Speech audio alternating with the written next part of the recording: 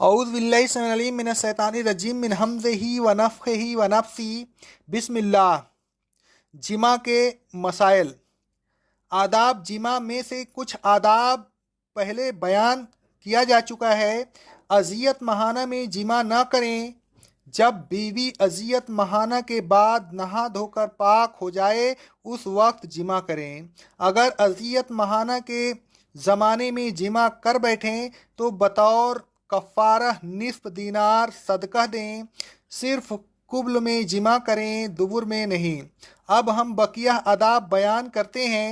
جب جمع کا ارادہ کریں تو یہ دعا پڑھیں: بسم اللہ اللہم جنبنا الشیطان و جنب الشیطان ما رزقنا۔ اللہ کے نام کے ساتھ، اے اللہ ہمیں شیطان سے محفوظ رکھ اور جو اولاد تو ہمیں دے اسے بھی شیطان سے محفوظ رکھ۔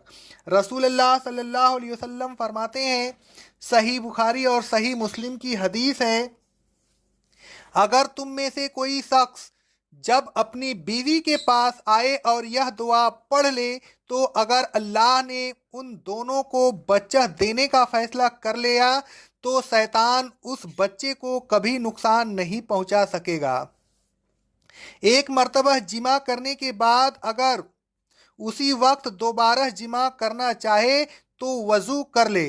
رسول اللہ صلی اللہ علیہ وسلم فرماتے ہیں، صحیح مسلم کی حدیث ہے، جب تم میں سے کوئی اپنی بیوی سے جمع کرے پھر اسی وقت دوبارہ جمع کرے تو ان دونوں کے درمیان وضو کر لے، عزل نہ کرے، اس لیے کہ جو بچہ اللہ تبارک و تعالیٰ نے تقدیر میں لکھ دیا ہے وہ پیدا ہو کر رہے گا۔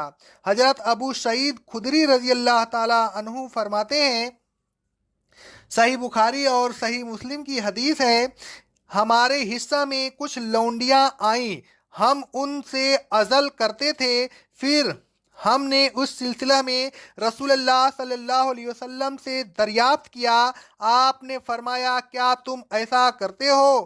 کیا تم ایسا کرتے ہو؟ کیا تم ایسا کرتے ہو؟ جو جان قیامت تک پیدا ہونے والی ہے وہ پیدا ہو کر رہے گی۔ حضرت جدامہ بنت وہب رضی اللہ تعالی عنہ فرماتے ہیں، صحیح مسلم کی حدیث ہے، لوگوں پر رسول اللہ صلی اللہ علیہ وسلم سے عزل کے متعلق سوال کیا۔ رسول اللہ صلی اللہ علیہ وسلم نے فرمایا، یا خفیہ طور پر بچہ کو زندہ گاڑ دینا ہے۔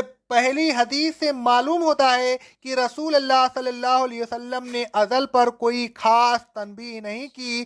دوسری حدیث سے معلوم ہوتا ہے کہ بعد میں آپ نے اس پر تنبیہ کر دی اور یہ تنبیہ ممانعت کے تدریجی مراحل کے اصول کے عین مطابق ہے۔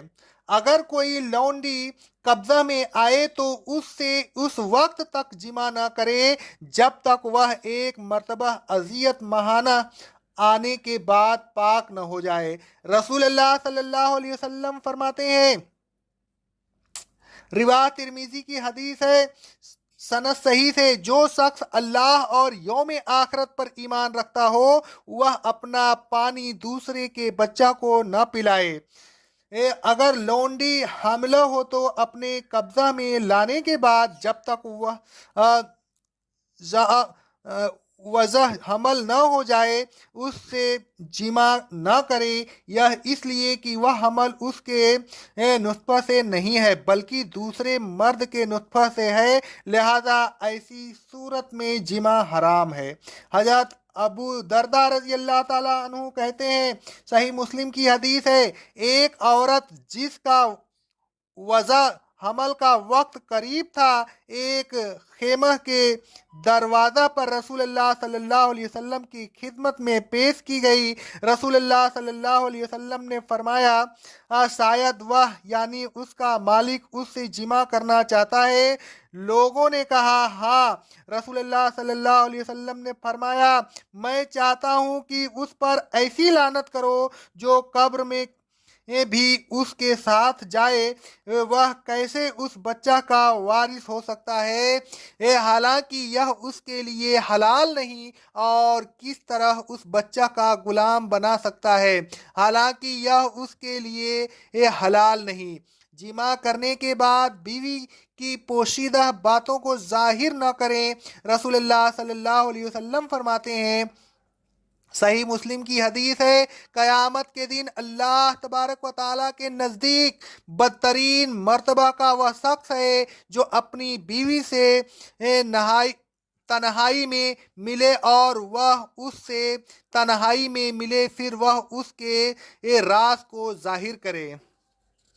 اللہ تبارک و تعالی ہمیں اور ہم سب مسلمین کو اس گناہ سے بچنے کی توفیق عطا فرمائے۔ اقول قولی ھذا استغفر اللہ استغفر اللہ استغفر اللہ۔